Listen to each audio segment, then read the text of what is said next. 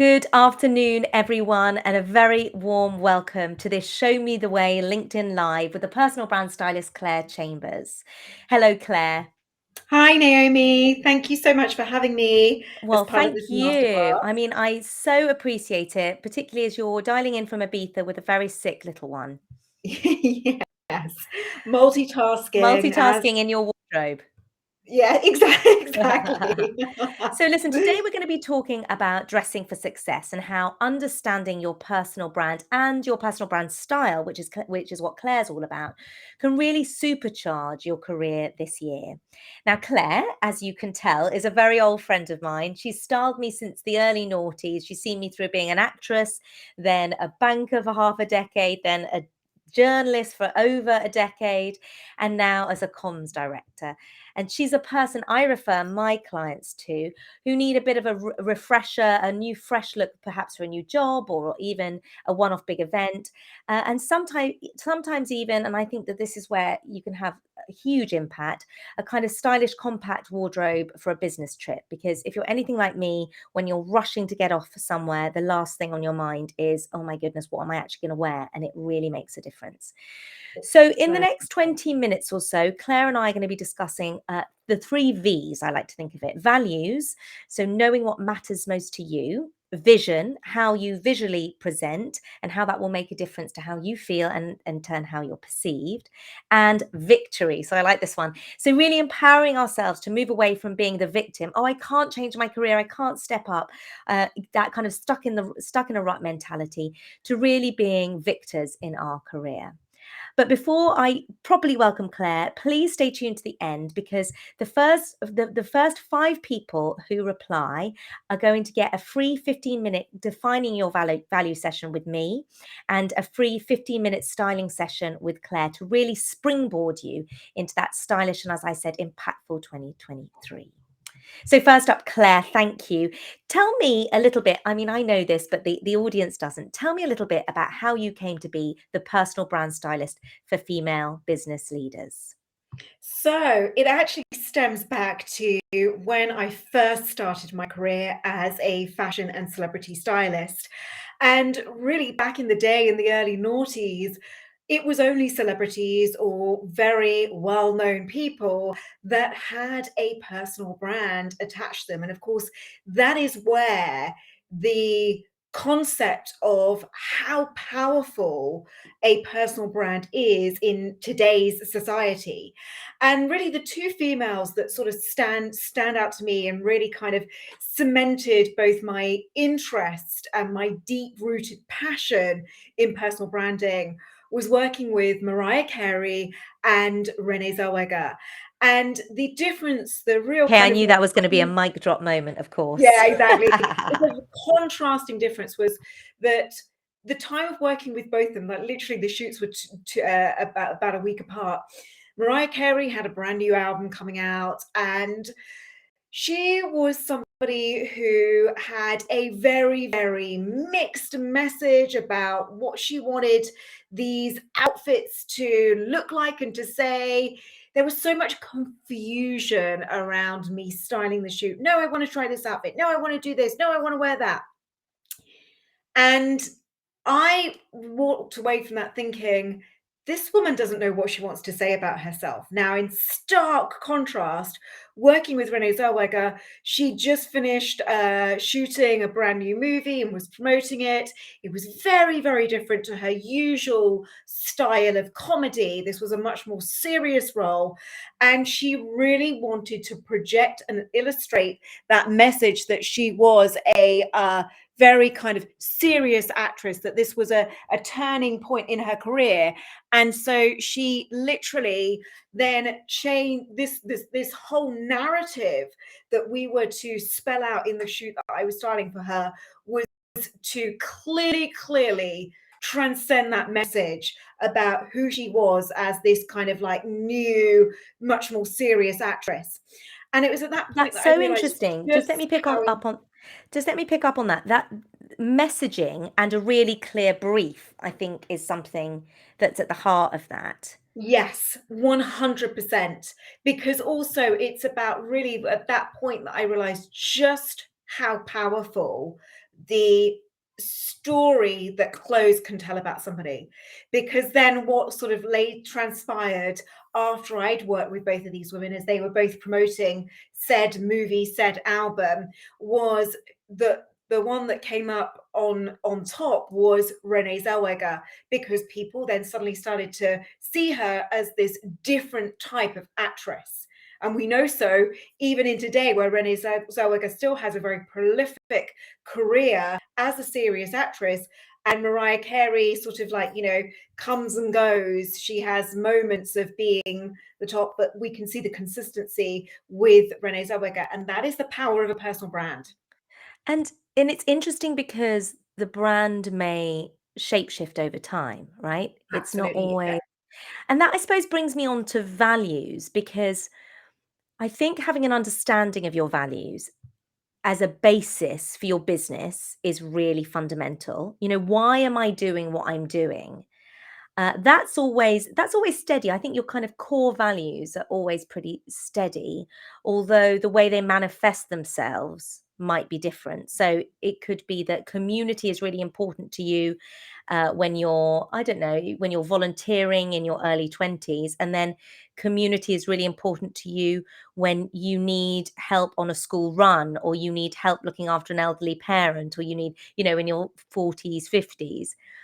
So, and if I think about me and my values, and I really like to dig down into what you think about this, is that I think about it as creating a really meaningful impact in the world. And so for me, that's around gender equality, that's around diversity and inclusion. It's something I'm really passionate about. And that's what I execute through the clients I work with, the charitable work I do. And in turn, we were talking about children, but the way I'm raising my children. Now, that might not necessarily reflect in how I dress, but certainly I will amend or tweak the way I dress for those different audiences.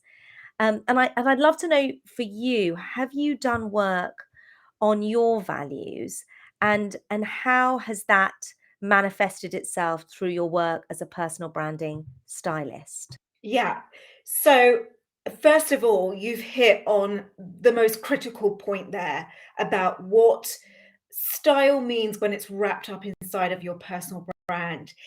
It isn't about looking good. Like, for me, that is secondary. That is a result of tapping into your values and illustrating them through the way that you dress. So, in other words, you're making sure that your verbal identity is in total alignment with your visual identity.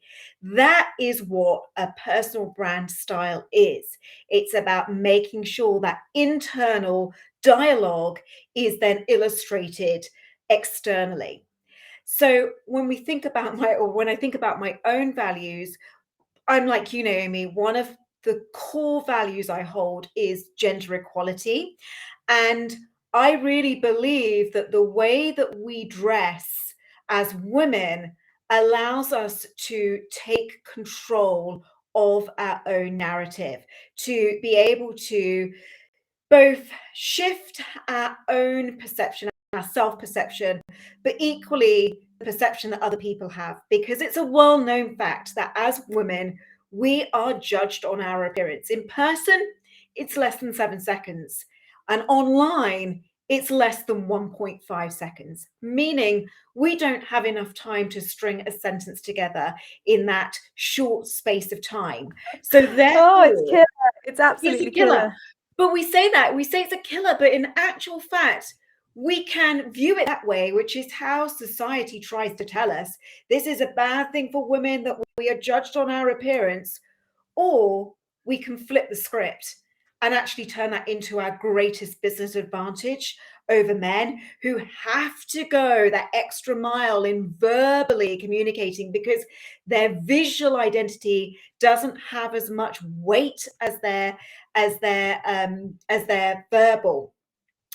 And so therefore we women can actually communicate who we are, what we're all about, very, very quickly, utilizing and tapping into the way that we dress to send out those messages. And that is one of my huge, huge passions, values, beliefs, is that we can empower ourselves through the way that we dress when we view it through this lens rather than seeing it as this frivolous, vain, whatever you want to call it, the way that so often it's imprinted onto us as females, that's what taking care of the way that we look is all about: selfish, vain, and all the rest of it. And I think this isn't just about having a vision for how your career is going to go. And I'd like to cover that in another session around goal setting. And because today I really want to talk about this idea of visual impact. And you touched on it there. Talk to me a little bit more about dressing how you want to be addressed, making sure that your verbal and your visual brand are congruent. You don't Yeah. want to, as a CEO, you don't want to be dressing as the office grad. Not that you necessarily would, but that is really, really important. Exactly. Well, I mean, that's a great analogy to use, actually, because this is where you think differently when you're more strategic about the way that you dress, where you're looking at your wardrobe and you ask yourself really quite bluntly, does this outfit that I'm wearing today represent my level of businessship, or does it look like it belongs to somebody lower down the level? We've got to remember that we've all worked extremely hard to get to the position that we are at in our careers. So therefore, we don't want to do ourselves a disservice, a disjustice, to confuse that message by then using the fact that we women are judged upon our appearance to our disadvantage. We want to make sure that the way that we dress is in alignment, a clear and true reflection, representation of who we are. So it really comes down to literally asking yourself the question when you look at your reflection: is this correctly reflecting, representing who I am, what I'm all about in business? Or does this look like it belongs, this outfit looks like it belongs to somebody who's, lower down or in a different area of business to me? Because it's not just about the fact of, you could look like the office grad. It's also, is it a correct, cohesive look that is appropriate for your area of expertise, your profession. And where you want to go. Absolutely. It's not about faking it until you make it with the way that you dress. I hate that expression, because lots of people will attach that to what I do, and I'm very quick to put them back in their place about this. I believe in the way that we dress when we're trying to certainly bolster our self-perception, up-level our confidence, to use the way that we dress as that vision for where we're heading and using it as a goal-setting tool. It's about using today as a dress rehearsal for tomorrow. So that's not faking it until you make it. It's about projecting physically, visually, a vision of who you are stepping into. And there is so much power and momentum and motivation that comes from thinking about style in this way. You're really tapping into the consciousness around the way that you dress. One thing that I think can be really powerful, particularly for those who might feel a bit overwhelmed by this, is to think of it in terms of taking small steps. So essentially, you want to be creating a brand that has legs. So I'd love to hear a bit more about starting small and kind of congratulating yourself on the small wins rather than the kind of self-flagellation. Um, and so I'd be grateful for you to share some tips about that. I mean, my wardrobe is crammed, and I know you're going to touch on this at a moment, but lots of people's wardrobe are crammed with out of date stuff that never actually gets worn, and that makes us feel guilty in itself. So I wonder whether refining the wardrobe, figuring out what works, that might be a start, but that also feels like a gargantuan task that we can never get through. So how do we ensure that we walk away feeling kind of victorious? Yes. And the other thing I'd love you to touch on is, money. Life is very expensive right now. So can you talk about the fact that this doesn't have to break the bank in order to do it? Exactly. And well, there's two parts to this. It's also, of course, the cost of living has risen significantly in the last 12 months. But equally, as a stylist, one of my other core values is sustainability. I am not the stylist that is ever going to tell a client to burn the wardrobe to the ground, to get rid of everything and start again, because actually that, like you say, sends us all into panic mode. Also a lot of self sort of a spin of self negativity as well, because we think we've got it all wrong. Well, it's all about taking small action steps when it comes to building a much more conscious wardrobe that starts with what you've got. And I like to use my own wardrobe as an example, hence why I'm standing in front of it right now, because this is what will represent or resemble most people's reality, a double-doored wardrobe that's got lots of stuff in it. So to help to kind of break this down, the number one action is to always plan and prepare your outfit the night before. Why? Because in the evening, our body produces that all-important chemical melatonin to prepare us for sleep. Now, the interesting thing about melatonin is it ignites the creative side of our brain. Hence why all your great ideas come to you usually in the evening or in the middle of the night, because your creative side of your brain is actually already ignited and flared up. And that is why when you plan your outfit the night before, creativity is there. It's working against you trying to plan or think about an outfit in the morning, because the serotonin levels in your body are now increased. Serotonin actually fires up the analytical side of our brain. So it's not a case of you trying to working against the clock, like thinking, oh my God, I've got to get ready. Biology is actually not in your favor trying to plan an outfit the night before. I love that this is science. I love that we're bringing science to style. Yes, 100%, so this is why it is so key. And that in itself helps you to see your wardrobe in a different light, because then you're able to see those outfit combinations jump out at you.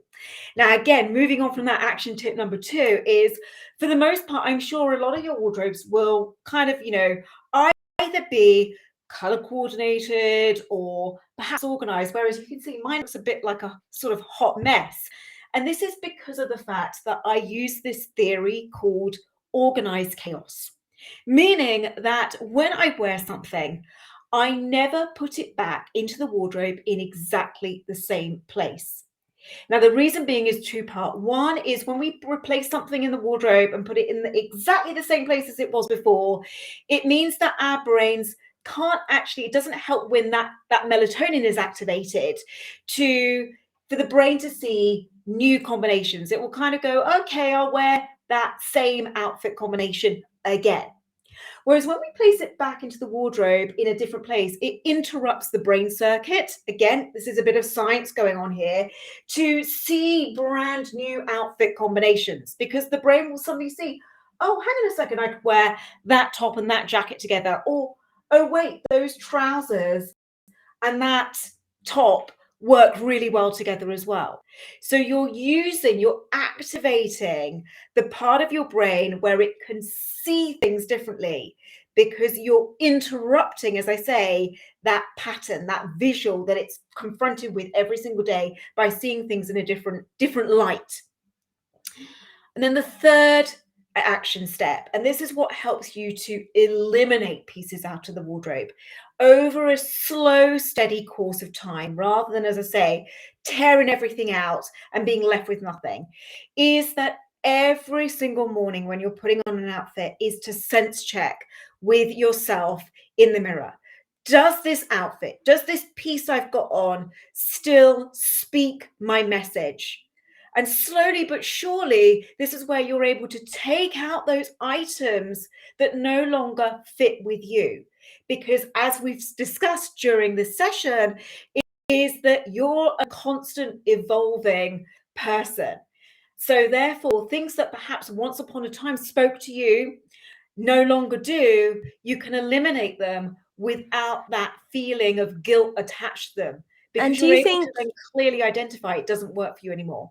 and do you think you eliminate them forever, or you might just put them in a vacuum pack because, you know, it might come back to you at some point? Good question. This varies massively between people. Sometimes you can look at something and go, no, this is no longer me. And that piece you can then, discard out of the Yeah. house, recycle, sell on, whatever you're going to do with it. There are items wholeheartedly which you will never wear again, and you can let go of those. Now, these pieces that fall into this area of gray area of, I don't know, it doesn't quite feel right for right now. I'm not sure if I want to keep it. You're not quite ready to let go. Yeah. And this again is partly due to the fact that we have this false sense of security around clothing. Is exactly that process, is to either put it in a different wardrobe, a wardrobe that you don't touch, so that then you've got what I call your core wardrobe, the pieces, your main wardrobe that you go to, that is filled with the pieces that you do gravitate towards. And if you haven't touched those items after 6 to 12 months, then it's time to let them go. And it really is that short space of time, because if you're not gravitating towards them within a year, then usually it's time to let them go. Or you can put them in a vacuum pack bag in the attic, whichever way you want to do it, so that they're out of sight. Because then if they're out of sight, then you're being able to ask yourself, if they're out of sight, are they out of mind? As in, do I still want them? Do I want to include them? Or is it out of sight has now made you think, oh, I've got something that I now really want to bring back into the wardrobe. And this often really helps us. So you can revisit those items 6 to 12 months later and go, I do want you back in my wardrobe. I want you back in my life. You really fit my message, fit my narrative that I want to tell about myself through my clothing. Or if not, then it's time to say goodbye to them. Then it's time to say ta-ra. Well, it's nearly time for us to say ta-ra. Thank you very much, Claire. As a reminder, the first 3 people who DM me on LinkedIn will get a free 15-minute value session with me and a 15-minute styling session with Claire. The 2 in combo, we really believe, are going to turbocharge you for 2023 and beyond. So thank you. And that just leaves me to say, do check out my LinkedIn. In subsequent sessions of Show Me the Ways LinkedIn Live series, I'm going to be talking about the way to build your personal brand, including messaging, targeting the right audience, measuring success. Also, I'm going to be talking about how to financially plan. I've got a special guest coming on to talk about that, including investment, charitable giving, pensions, and also how to become a non-exec and why you absolutely should. But in the meantime, it just leaves me to say thank you so much for listening. Have a great rest of day.